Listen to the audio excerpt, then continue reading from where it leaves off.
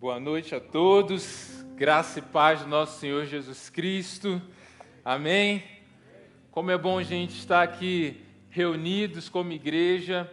A gente sabe que nós não dependemos do templo para ser igreja, né? Você sabe, eu sei que a igreja somos nós, somos igreja sexta, sábado e domingo, segunda, terça, todos os dias nós somos igreja, independente do local que nós estamos. Mas eu sei também que é muito bom estar aqui, né? É muito bom cultuarmos juntos, adorarmos, né? Vermos os amigos, as pessoas de caminhada. Então, esse tempo de celebração que temos todo fim de semana aqui juntos, sexta, no culto de libertação, sábado na juventude, amanhã temos culto de manhã à noite. Na terça-feira, nós estamos tendo o seminário Passos de Fé, que essa terça-feira foi um tempo tremendo. É muito bom ser igreja e ver, experimentar daquilo que Deus tem derramado aqui em nosso meio. Amém? Quero aproveitar esse momento para conhecer aqueles que nos visitam. Nós temos aqui a cultura de abençoarmos com um presente, fazermos uma conexão com aqueles que vêm nos visitar pela primeira vez. Então, eu quero conhecer. Tem alguém aqui que está nos visitando pela primeira vez? Você pode ficar de pé, por favor? Gente, aplauda o Senhor, glorifica o Senhor pelos visitantes que temos aqui. Nós temos uma equipe que vai te dar um presente agora, vai fazer uma conexão com você. Então, fique de pé aí ou dá um tchauzinho para eles identificarem e vocês poderem receber esse presente. Uma maneira de comunicar a vocês que nos visitam com a presença de vocês é aqui especial, na Igreja Alameda, e aqui que somos Alameda Holy. Então, que você sinta-se aí abençoado com essa simples lembrancinha de que você também é parte daquilo que Deus está fazendo aqui nesse tempo. Amém? Gente, enquanto os visitantes estão recebendo aí também esse presente, essa conexão, eu já quero te convidar a você abrir a sua Bíblia na carta de Paulo aos Efésios.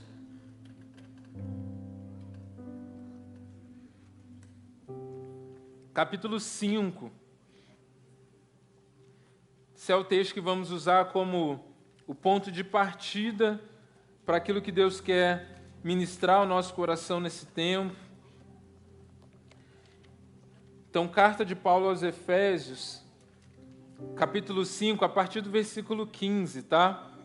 Eu vou ler aqui na versão NVI, você pode acompanhar na sua ou aí também na projeção.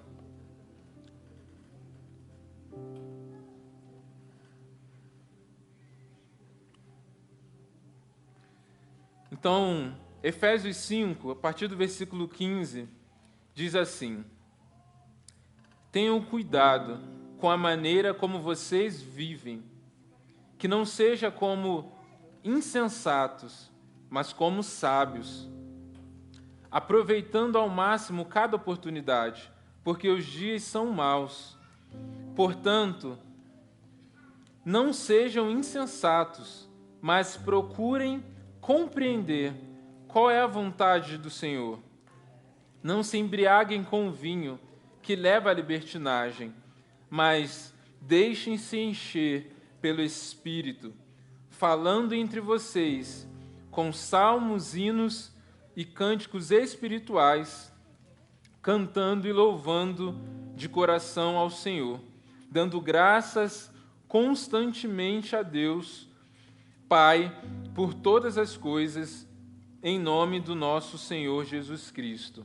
Amém? Gente, esse texto ministra muito ao meu coração. Hoje eu vou falar sobre o tema sabedoria como estilo de vida, que foi o tema aqui que Paulo ele começa a dizer nesse texto, nessa perícope que escolhemos para falar aqui hoje. Então, há 2 semanas atrás eu também preguei sobre Efésios, né? E eu expliquei que a carta de Efésios ela tem uma divisão, ela tem uma didática, onde Paulo, nos 3 primeiros capítulos, ele está fundamentando uma doutrina sobre o que é ser igreja, e a partir do capítulo 4, ele está então dando direcionamento prático, uma ordem prática de comportamentos que nós temos que ter uma vez que somos cristãos. Nós sabemos que quando nós estamos em Cristo, nos tornamos uma nova criatura, ou uma nova criação. As coisas velhas se passaram, eis que tudo se fez novo. Ou seja, tudo aquilo que a gente tinha de passado, tudo aquilo que a gente tinha de peso, de condenação, uma vez que entregamos as nossas vidas a Jesus, nós somos libertos, nós somos salvos, nós nos tornamos uma nova criatura porque no Espírito Santo nós nascemos de novo. Então aquilo que ficou para trás já passou. E agora nós precisamos desenvolver o quê? Uma nova caminhada, um novo direcionamento, um novo estilo de viver e aceitarmos que aquele velho homem morreu. Mas o que acontece? Mesmo que sejamos pessoas diferentes, um novo tipo de ser, tenhamos um novo tipo de vida, Paulo ele está orientando, olha, tomem cuidado,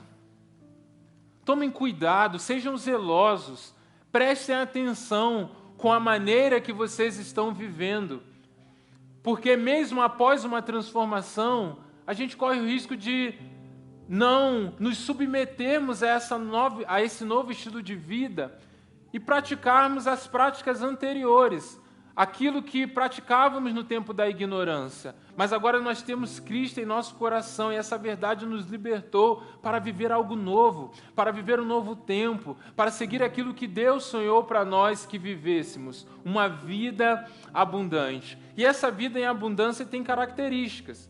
E aqui ele está dizendo que uma dessas características é o viver de forma sábia, é ser sábio, e não de uma maneira insensata ou de uma maneira tola, que vai dizer em outras versões.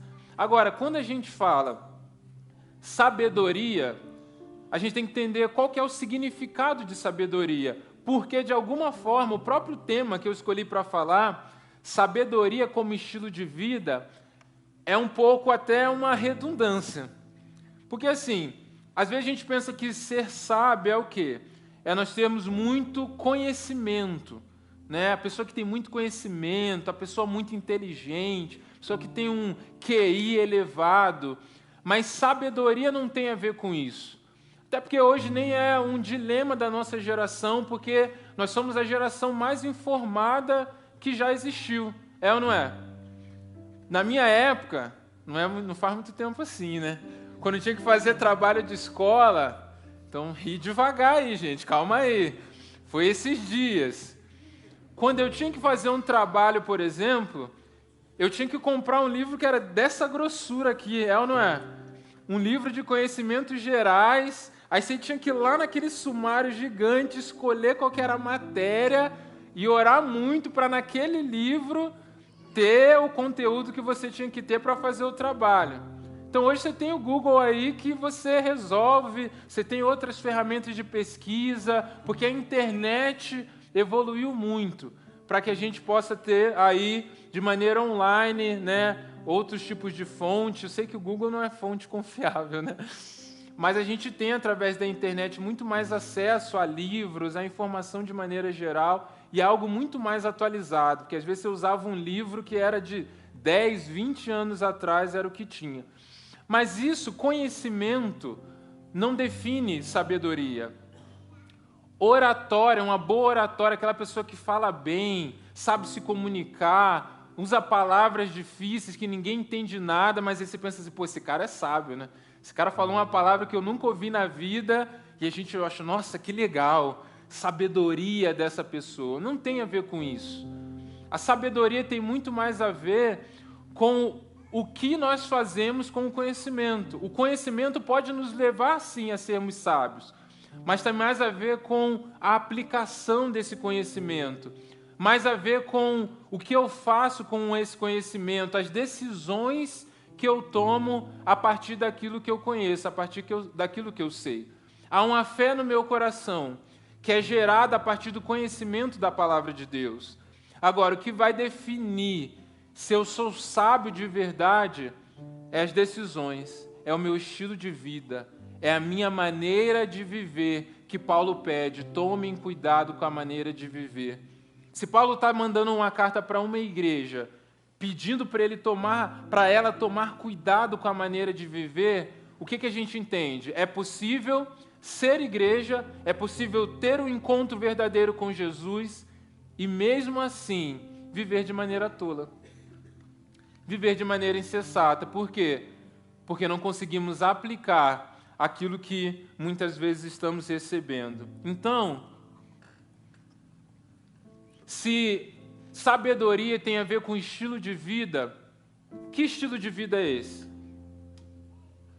Se não é conhecimento, como eu posso olhar para alguém, e o objetivo não é olhar para alguém, mas como eu posso olhar para mim mesmo e avaliar se eu estou desenvolvendo um estilo de vida sábio, se eu estou vivendo a vida com sabedoria. E é isso que o texto vai trazer para a gente vai falar aqui hoje.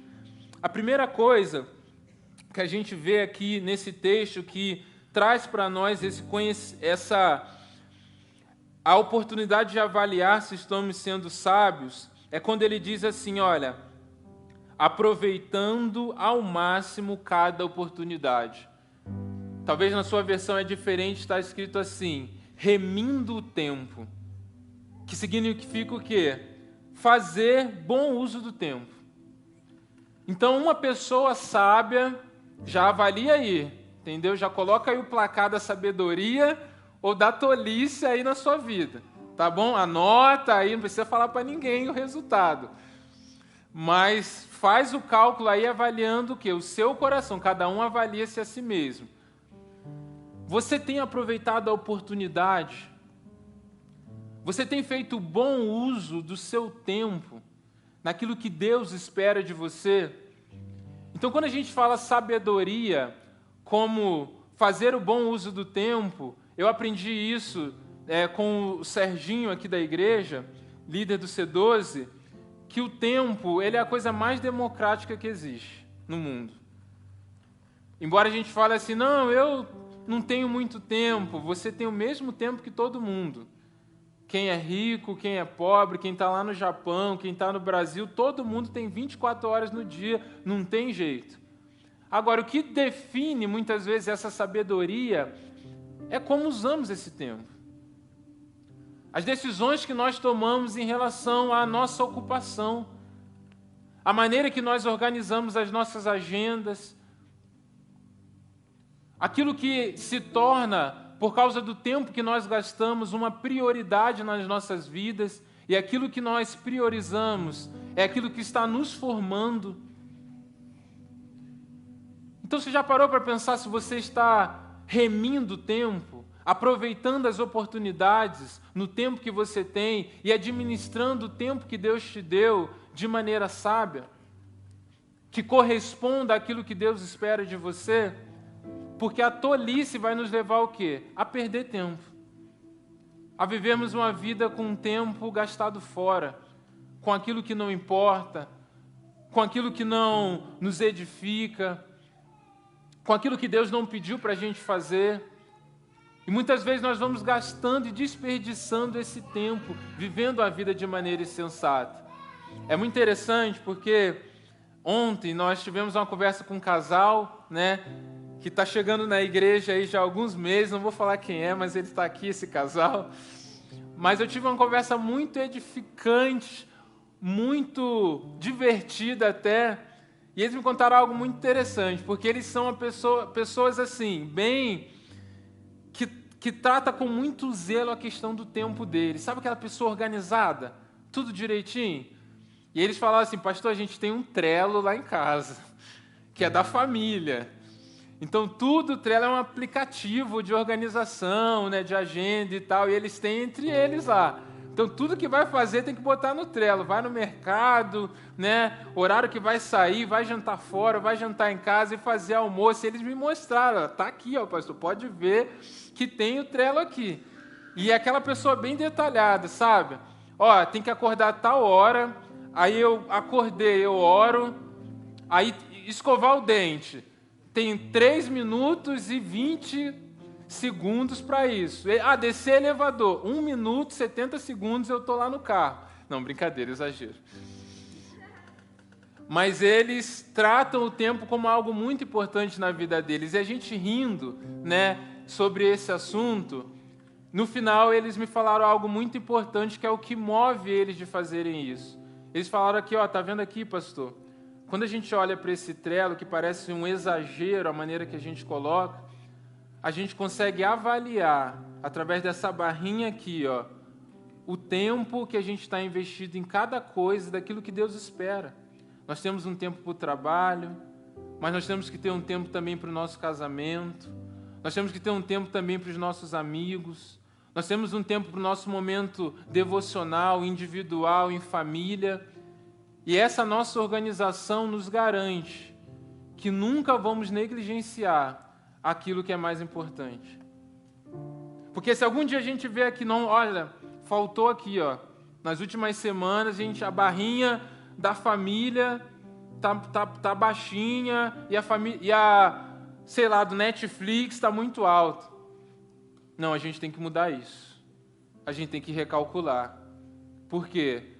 Para que a gente não administre de maneira negativa o nosso tempo, mas que sejamos produtivos naquilo que é mais importante. Investir o tempo naquilo que Deus nos direcionou. Você sabe, óbvio que eu não tenho como falar aqui sobre tudo que você deve investir o seu tempo, mas você consegue na sua vida, de maneira pessoal, perceber o tempo que você está investindo no seu devocional, o tempo que você está investindo nas coisas de Deus, o tempo que você está investindo no seu trabalho, nos seus estudos, no seu ministério, nos seus relacionamentos. Uma pessoa sábia, ela trata isso com urgência. Tome cuidado, porque há muitas coisas em Deus que são para esse tempo, é para o agora. Tem promessas de Deus que são para a sua vida, talvez daqui a 10 anos. Mas às vezes Deus fala assim, olha, prepare-se hoje, porque amanhã eu vou fazer maravilhas no meio de vocês. E aí, se a gente não se prepara hoje, o que acontece amanhã? Não dá mais tempo de voltar atrás. Tem coisas que precisam ser na hora, e aquilo que Deus está colocando no seu coração, trate com urgência. Aquilo que Deus fala com você, não deixe para depois. Faz hoje, se posicione agora, nem que seja para se preparar. Mas uma pessoa sábia não desperdiça o seu tempo, mas faz um bom uso dele. Amém? Segunda coisa que o texto fala, portanto, não sejam insensatos, mas procurem compreender qual é a vontade do Senhor. A segunda característica de uma pessoa sábia é que ela tem essa compreensão da vontade de Deus. Ela tem essa busca por viver aquilo que Deus quer, aquilo que Deus tem, aquilo que Deus preparou para ela. Ela tem a compreensão de que isso é mais importante no estilo de vida dela. Aquele que é insensato, aquele que é tolo, ele não está preocupado com isso, porque ele quer viver o que? Os seus próprios desejos, as suas próprias vontades, ele quer a coisa do jeito dele. Isso nós temos que pensar também, porque Deus, ele tem um plano para as nossas vidas. E muitas vezes a vontade de Deus para nós tem a ver com aquilo que nós somos, com o nosso caráter, com os nossos pensamentos, a vontade moral de Deus para as nossas vidas, que é baseado no caráter dele. É como nós olhamos para Jesus e entendemos que precisamos imitá-los, precisamos ser como Jesus é. Mas a gente sabe que há a vontade missional de Deus para as nossas vidas. Aquela vontade daquilo que a gente realiza. Sabe quando você vai na igreja e alguém fala assim para você, olha, Deus tem um projeto para a sua vida. Deus tem um sonho para você. E a gente pergunta, Deus, qual é o sonho que o Senhor tem para mim? E sonho tem vários tipos de sonho, né? Então, às vezes Deus fala assim, ó, Deus tem um sonho, né, para você. Você fala, que bom, eu vou conseguir dormir bastante. Vou poder dormir, porque se Deus tem um sonho para mim, eu tenho que dormir para sonhar, né? Tem outra coisa, de repente alguém, eu sou assim, Né? Alguém olha, pastor, olha, Deus tem um sonho para mim. Eu já penso assim, de doce de leite, por favor, porque esse é o melhor que tem. Mas tem aquele sonho que é um projeto de Deus, algo para você realizar, uma missão que Deus tem para a sua vida. E quando alguém fala assim para nós, olha, Deus tem um projeto para você, o que às vezes a gente pensa? Eu tenho vários projetos. Eu tenho um projeto de trabalho, eu tenho da minha carreira, eu tenho um projeto de estudos, eu tenho um projeto de relacionamento, de casar, de ter filhos, de começar um namoro. Eu tenho um projeto financeiro, né, de desenvolver um patrimônio, de comprar uma casa, um carro. Eu tenho vários projetos. E o projeto de Deus, ele é o quê? Opa, mais um projeto aqui. E aí eu coloco do lado o projeto de Deus dos outros projetos que eu tenho na minha vida. Mas não é isso que é uma vida sábia. Sabe o que é uma vida sábia? Não é entender que Deus tem um projeto para a sua vida. É entender que Deus tem o projeto da sua vida. A sua vida, de maneira integral, é um projeto de Deus. É você que está dentro desse projeto de Deus. Não é Deus que em alguma área da sua vida vai se encaixar e você vai fazer a gestão desse projeto. Não. Viver a vontade de Deus é entender que eu sou parte do grande projeto de Deus. Que Deus ele já tem um projeto para a humanidade. Deus ele já tem o seu reino. E Ele deseja estabelecer nos corações cada vez mais aqui na terra. Então a pergunta não é se Deus tem um projeto para mim. A pergunta é o que eu preciso fazer dentro do projeto de Deus. Ou seja, não é Deus que se encaixa e colabora com a minha vontade. Sou eu que tenho que abrir o meu coração e submeter a minha vida, a minha vontade, àquilo que é a vontade do meu Pai. Porque Ele me criou para a vontade dEle. Só que muitas vezes quando a gente fala em vontade de Deus, a gente fica perguntando assim, mas então eu não posso ter vontade? Então eu não posso ter sonho, eu não posso ter um projeto de algo que nasceu no meu coração? Pode, devemos sim. Não tem problema nenhum, não é pecado sonhar com algo, vida financeira, carreira, estudos, nada disso. E isso muitas vezes vai ser um motivo de oração, de clamor, de orarmos juntos, para que Deus faça nas nossas vidas aquilo que nós estamos sonhando. Mas na minha caminhada com Deus, isso aconteceu muito no período que eu estava no campo missionário, itinerante, viajando, eu tinha um caderninho de anotações. E eu anotava tudo que Deus falava comigo nesse caderno. Eu estava lendo a Bíblia, eu estava no meu tempo devocional e eu ia anotando, cara, toda a verdade, tudo que Deus falava, os projetos, aquilo que eu estava orando, eu colocava no mesmo caderno, escrevia tudo lá.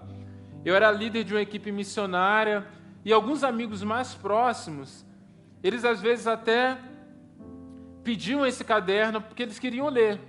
Eles queriam ler o que Deus estava falando comigo, eles se sentiam edificados com aquilo, e às vezes eu estava lá um tempo, pastor, você tem que... Lá eu não era pastor ainda batista, mas lá eu tinha uma função pastoral, então alguns já me chamavam de pastor.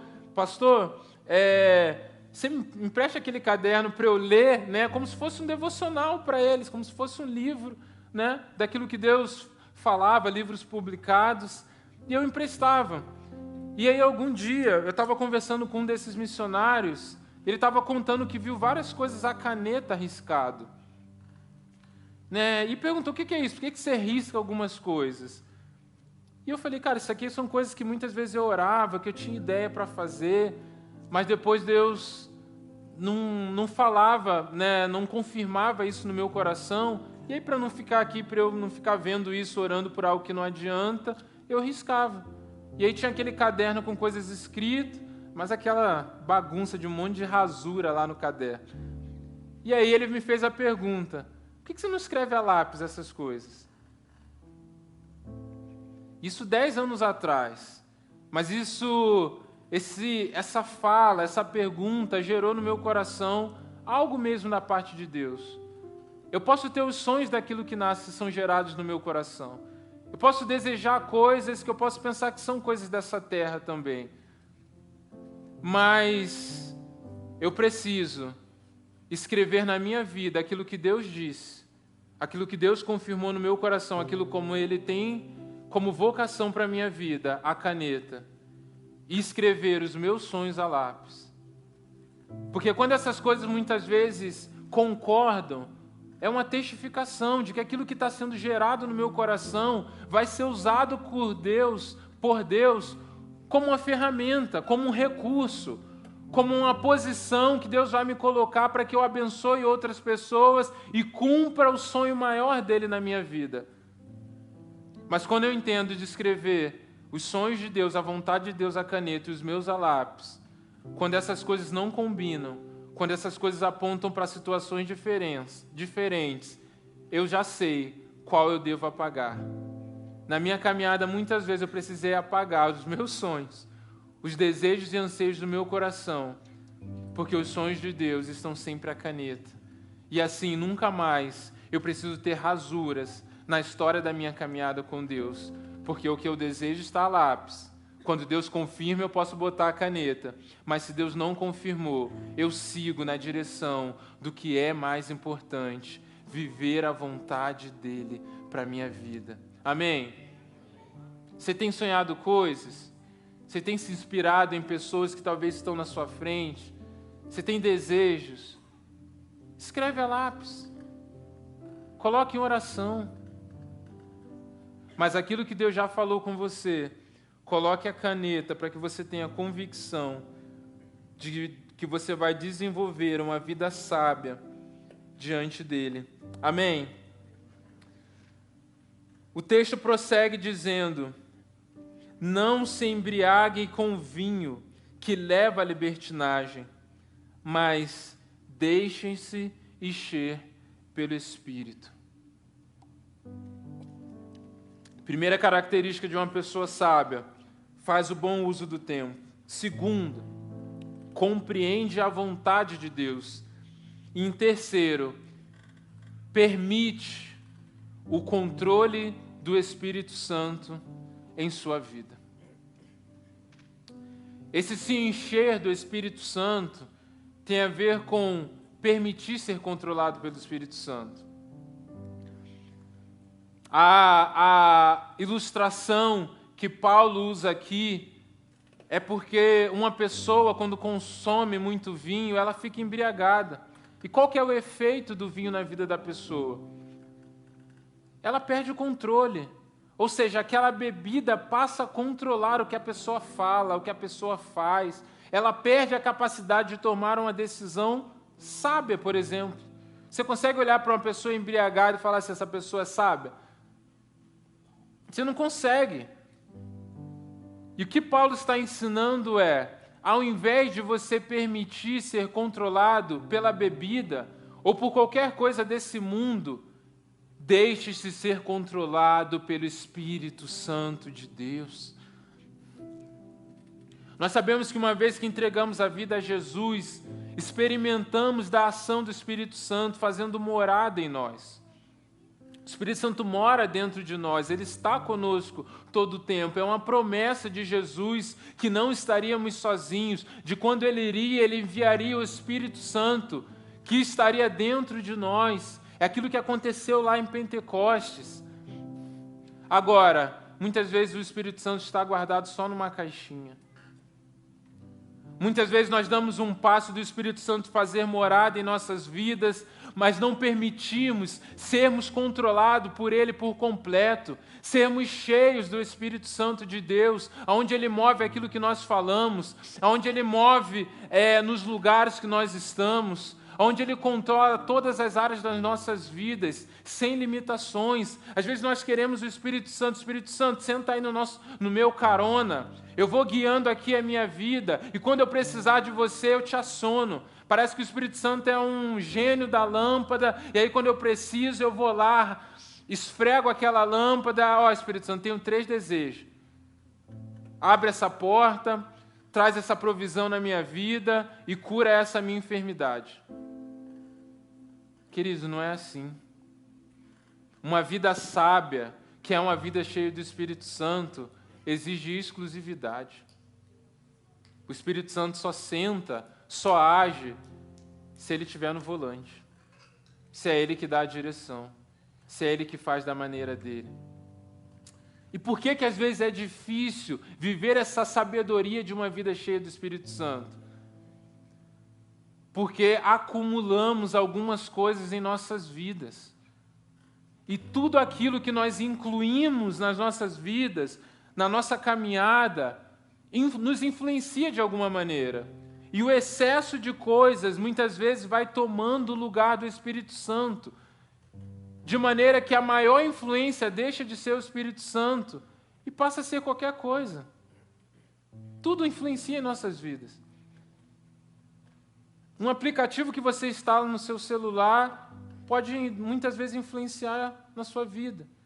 Uma nova amizade que você faz, um novo trabalho, um novo curso, tudo aquilo que nós colocamos em nossas vidas nos influencia de alguma forma. Agora, o que nós precisamos nos perguntar é quem está tendo o controle das nossas vidas? O que é que mais nos influenciam? O que é que mais nós damos razão? Quem é que nós mais ouvimos? Será que é a voz do Espírito Santo? Ou será que estamos enchendo as nossas vidas de coisas dessa terra, de maneira que não damos espaço mais para o Espírito Santo agir, para o Espírito Santo falar, para o Espírito Santo fazer da vontade dele? O que é que muitas vezes está tomando o lugar do nosso tempo de oração, nosso tempo de busca na palavra? Quando você pensa sobre o que você vai viver essa semana, o que é que você acha que está mais te influenciando? Isso é o que muitas vezes toma o lugar do Espírito Santo e passamos a viver uma vida tola e não uma vida sábia. Mas o que nós precisamos é sermos intencionais, sermos constantes em uma vida de busca por mais da presença de Deus. Porque às vezes passamos a semana envolvidos em tantas coisas, aí a gente lembra, não, tem Deus na nossa vida. Chegou o fim de semana, eu tenho que ir para o culto, porque lá no culto eu vou me encher. E durante a semana, muitas vezes, eu vou esvaziando, para que no fim de semana torne-se necessário novamente eu vir aqui ao culto para me encher. Querido, além eu tenho que botar para queimar todos os dias. Um tempo separado para ter um encontro com o Senhor no secreto precisa ser todo dia. Para quê? Para que ao invés de o Espírito Santo precisar me encher de final de semana a final de semana, eu carregue essa presença, esse transbordar, esse controle do Espírito Santo aonde eu passar, para que os ambientes aonde eu estou também passem a ser controlados pela presença de Deus. Essa é a promessa de uma vida onde o Espírito Santo possa não apenas habitar, mas controlar, guiar aquilo que eu faço, aquilo que eu falo, a maneira como eu vivo. Isso é uma vida cheia do Espírito Santo. Mas talvez você chegou aqui hoje com o tanque vazio.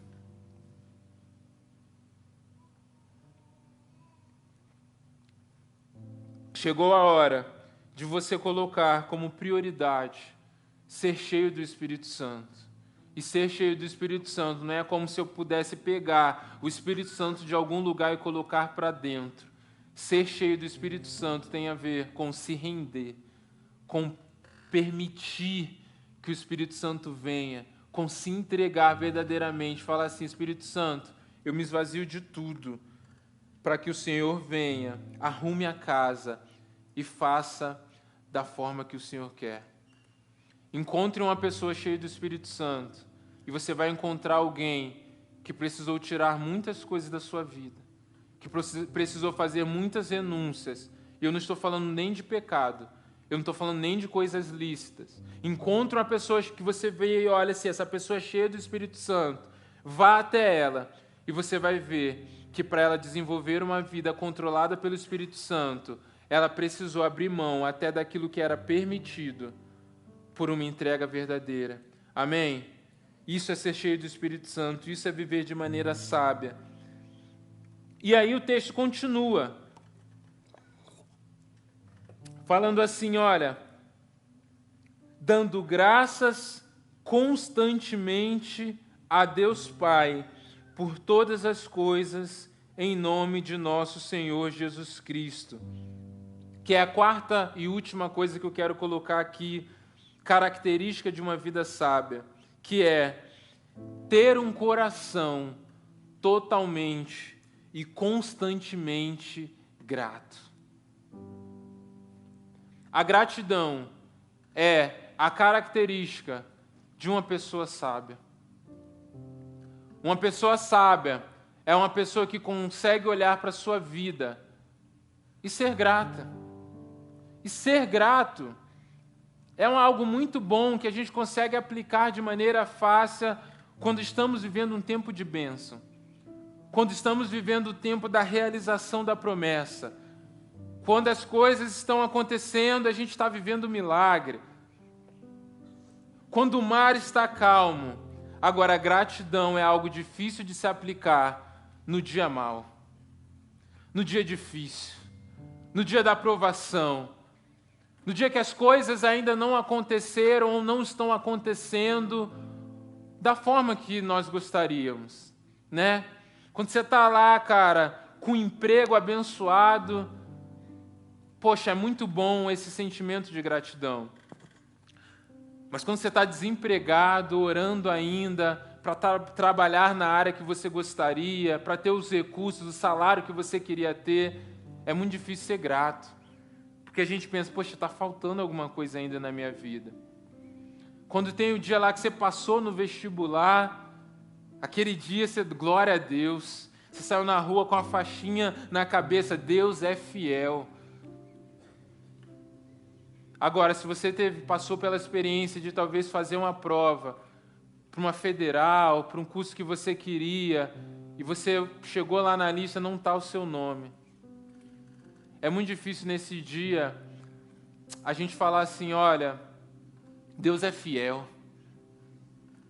Porque aquele dia é o dia que a expectativa teve um encontro com a realidade. E nesse encontro, algo que era importante para você, algo que era importante para mim foi subtraído. Está faltando algo. E nesse dia parece que Deus não foi fiel. Ou seja, eu crio uma expectativa que em algum futuro Deus vai ser fiel, que é o dia da notícia boa, que é o dia bom. Enquanto isso, Deus ainda não cumpriu a fidelidade. Deixa eu dizer para você, Deus ele é fiel em todo tempo.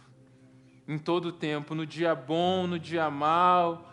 Tem até a música, né? Independente do final, contigo eu estarei. Deus ele é fiel o tempo todo. Se está difícil hoje para você, eu quero dizer, Deus é fiel. Se hoje é o tempo da luta, o tempo da tempestade, Deus é fiel. Se hoje é o tempo do ainda não aconteceu aquilo que você esperava, Deus é fiel. Se o varão, a varoa que você está orando não chegou, eu quero dizer, irmão, Deus é fiel. Amém? Glória a Deus, fala, Senhor. Senhor é fiel, que a fidelidade não demore, né? Chegar, que a resposta não demore. Querido Deus, ele é fiel o tempo todo. Mas sabe por que Paulo, ele tinha autoridade para falar sobre gratidão? Porque é aquele cara que falava assim, olha, eu considero tudo como perca.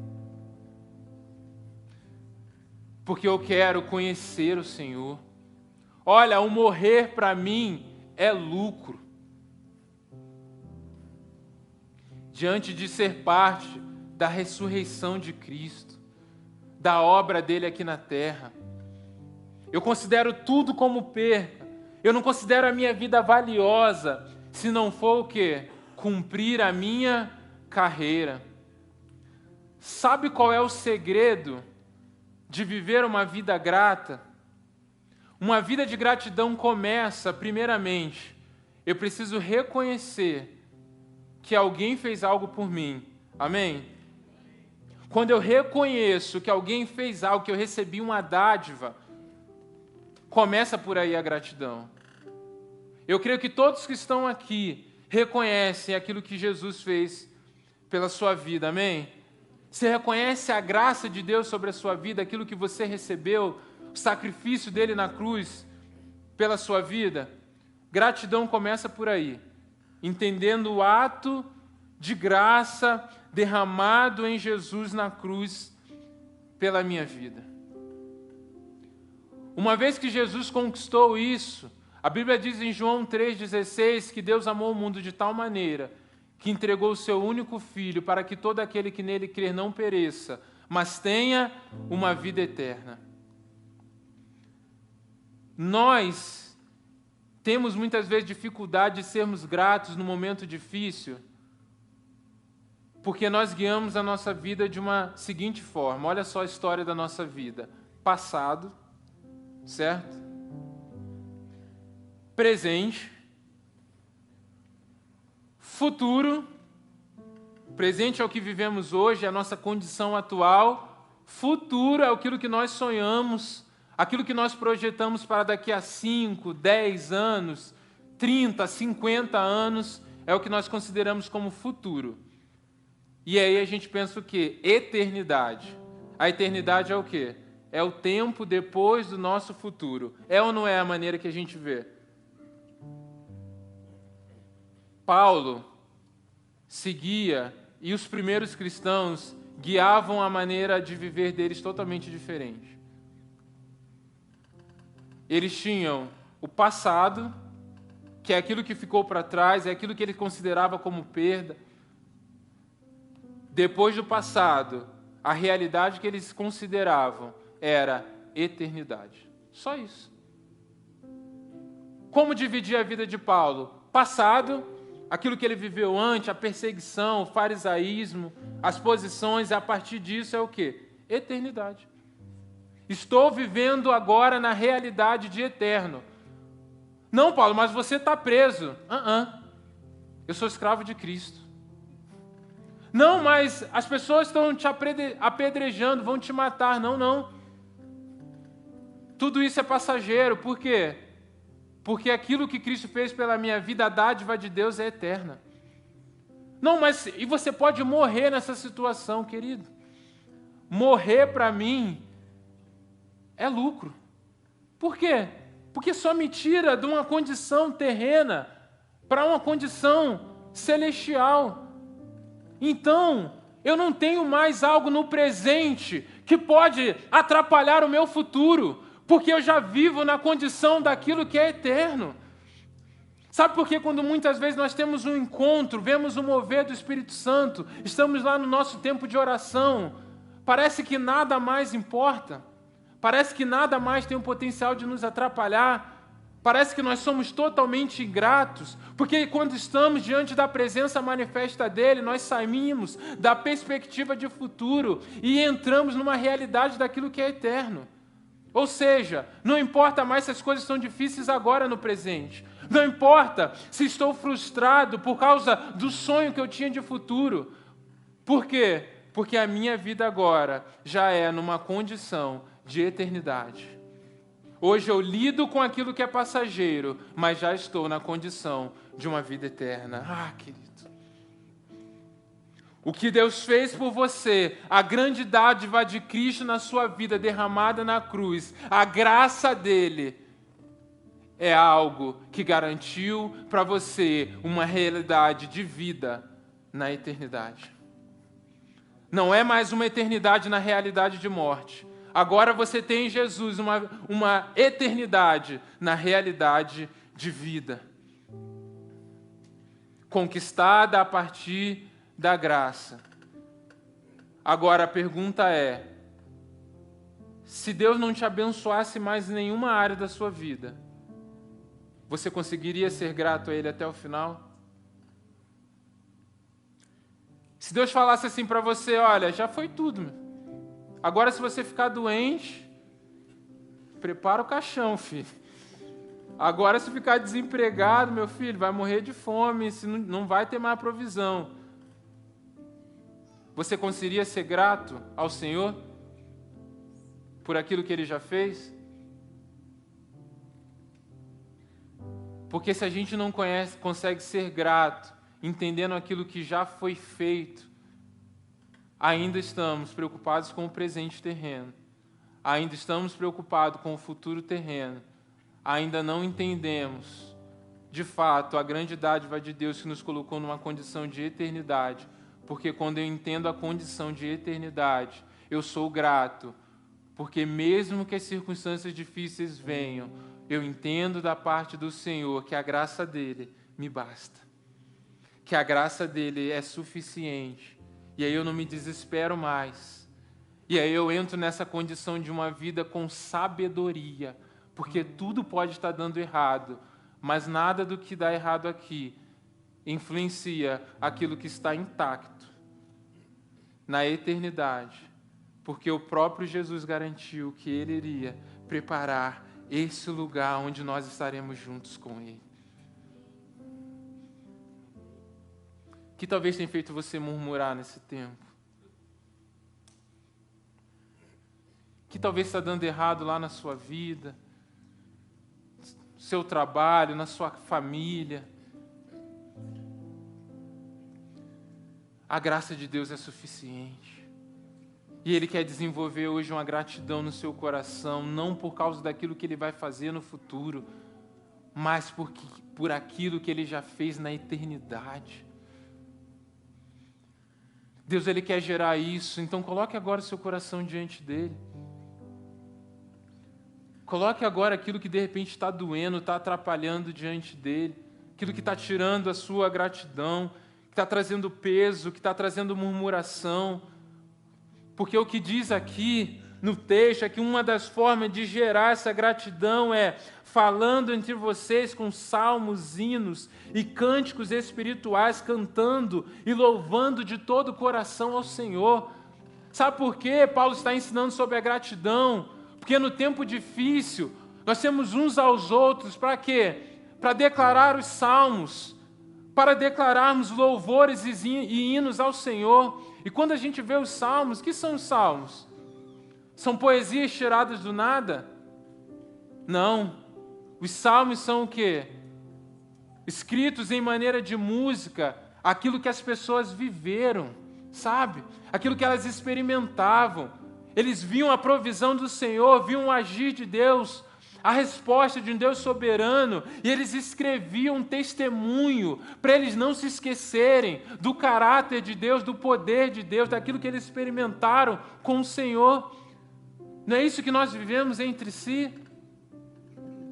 Talvez você teve aquele dia que você estava chateado, triste, você falou, cara, nem vou na célula hoje, né? Nem vou porque eu vou estar mal, vou chegar aqui rabugento. Mas aí foi o dia que você falou, não, eu tenho que ir. O Espírito Santo incomodou e você foi. Chegou triste, chegou chateado. Mas aí lá na célula, você começou a adorar, você começou a cantar louvores, chegou o momento de oração.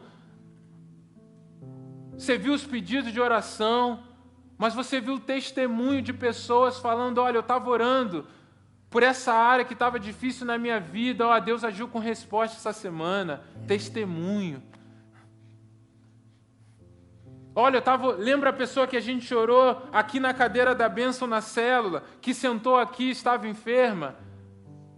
Ela foi curada essa semana, saiu do hospital. Por quê? Porque quando nós olhamos para o caráter de Deus, quando nós deixamos de muitas vezes verbalizar situações daquilo que nós estamos vivendo, o cenário atual que nós estamos vivendo, e começa a olhar para os grandes feitos de um Deus que é eterno, nós colocamos essa nossa vida, os nossos olhos, nessa eternidade, e essa gratidão é muito mais poderosa do que qualquer situação que nós passamos aqui. Isso é uma vida de sabedoria. Então eu quero que nesse momento você feche os seus olhos e que você começasse a refletir sobre tudo aquilo que nós falamos. Você tem vivido uma vida de maneira sábia? Talvez a sua dificuldade seja com a gestão do tempo, o bom uso do tempo. Talvez hoje tenham posicionamentos que você tenha que tomar diante do Senhor e você está demorando, você está adiando. E Deus está falando para você, sabedoria, não perder tempo, não procrastinar. É você dar uma resposta hoje para aquilo que eu já falei. Enquanto o ministério de louvor vem, reflita sobre isso. Talvez a sua dificuldade hoje seja viver uma vida segundo a vontade de Deus. Entender os sonhos, os projetos que Ele tem para a sua vida. Comece a orar aí onde você está. Talvez a sua vida hoje esteja cheia de tantas coisas e você não tenha tido tempo para buscar ao Senhor, para se colocar no secreto. Tem perdido tempo talvez com entretenimento, com coisas que não importam. Mas hoje você quer se colocar diante do Senhor para viver uma busca intensa e constante. Entregar o controle ao Senhor. Ou talvez hoje esteja difícil para você agradecer ao Senhor por tudo aquilo que Ele já fez na sua vida, por todos os grandes feitos e principalmente pela graça dele derramada por você, que te garantiu uma realidade de vida na eternidade, de que isso seja maior do que todas as dificuldades, de que isso seja maior do que todas as lutas, de que isso seja maior do que todas as frustrações. Talvez você olhe para a sua vida hoje e fale assim, poxa, nessa idade, né? Eu queria ter vivido mais coisas. Pô, nessa idade, quando eu era criança, eu imaginava que seria de outro jeito. Olha como eu estou hoje.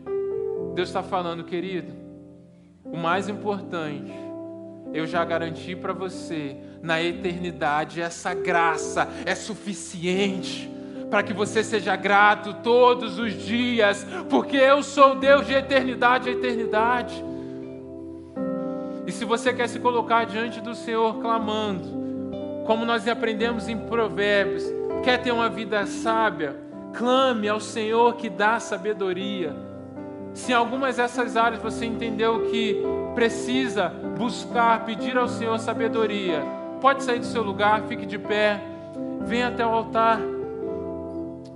Nós vamos orar para que o Senhor faça em nossas vidas, para que possamos viver segundo a vocação que Ele nos chamou, vivendo uma vida sábia.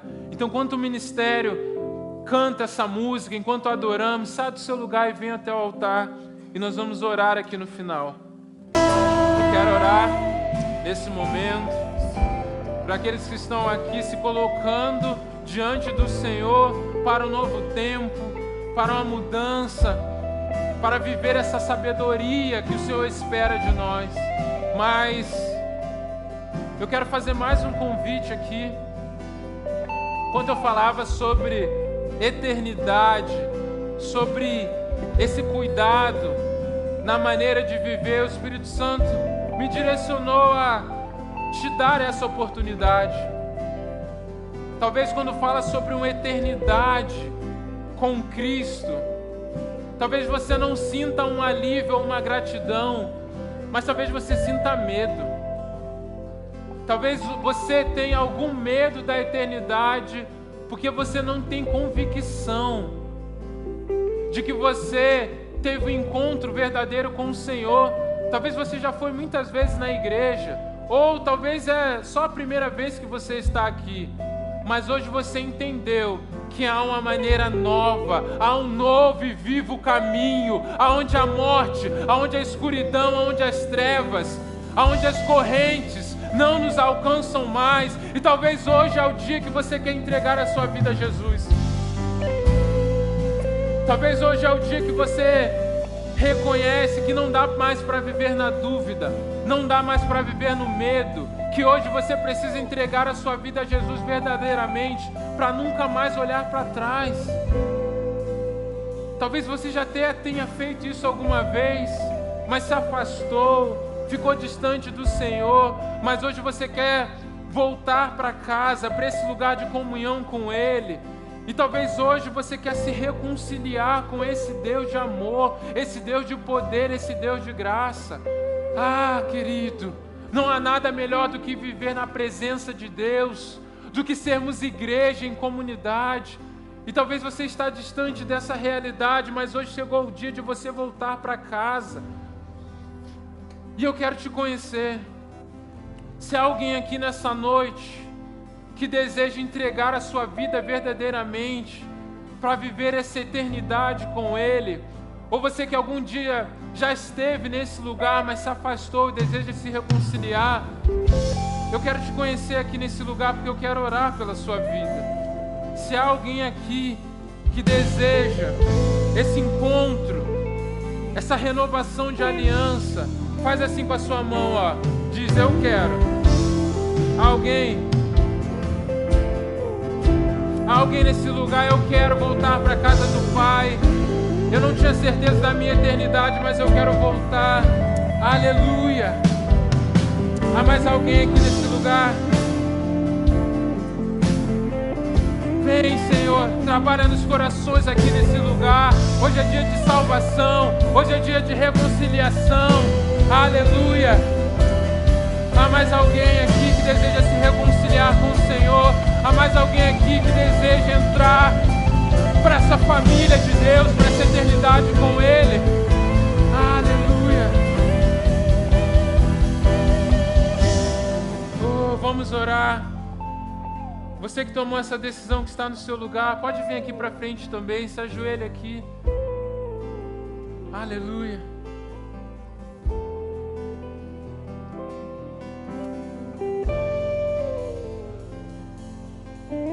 Oh, Deus. A festa na casa, a festa no céu, quando o filho retorna para casa. Aleluia, Deus. Feche os seus olhos, você que está no seu lugar, fique de pé, estenda a mão para cá.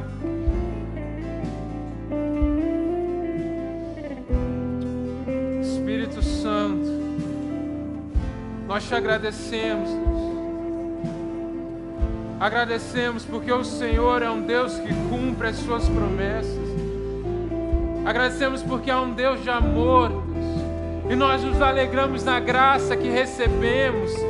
Mas há uma alegria no nosso coração quando vemos novas pessoas recebendo também dessa graça, reconhecendo quem Tu és, para viver uma nova vida, um novo e vivo caminho.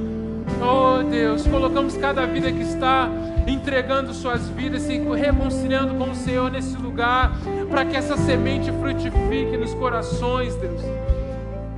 E orando sobre todos aqueles que estão aqui, ó Deus, buscando essa vida de sabedoria na Tua graça, dedicando tempo, vivendo a Tua vontade, vivendo a vida cheia do Teu Espírito Santo. Deus, aqueles que estão agora se esvaziando aqui nesse lugar, renunciando, começa a tocar, Espírito Santo, aqui nesse lugar. Sopra, Espírito Santo, nos corações aqui. Aleluia. Vem com Teu fogo sobre esse lugar, Espírito Santo. Começa a declarar, começa a clamar a presença dEle aqui. Ah, Espírito Santo. Pai, ora agora por aqueles que estão aqui, ou aqueles mesmo que estão nos seus lugares, que estão com dificuldade de serem gratos a Ti, ó Deus. Que eles sejam tomados agora por essa gratidão, Deus, por essa convicção da Tua graça, Deus. Que eles sejam abraçados agora, que eles sintam o abraço do Senhor, dizendo: ei, filho, toda a mentalidade de escravo já ficou para trás. Você não é mais desse mundo. Há uma nova casa. Eu sou o Pai de amor e eu cumpro as minhas promessas. Há uma eternidade comigo garantida, em um pleno relacionamento. Você não está mais sozinho. Agora você é meu. Você é propriedade minha. Descanse nas minhas asas. Age com cura, Deus, em nome de Jesus.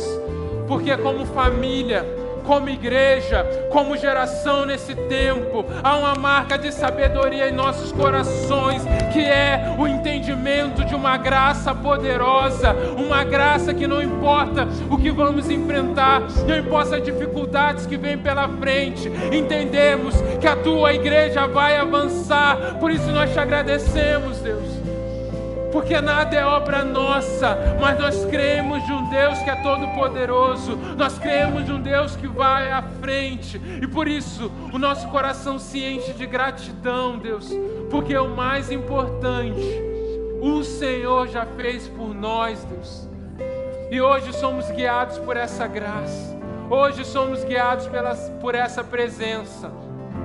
E aquilo que estava marcando as nossas semanas de luta, de frustração, no trabalho, na faculdade, em casa, essa semana vai ser diferente.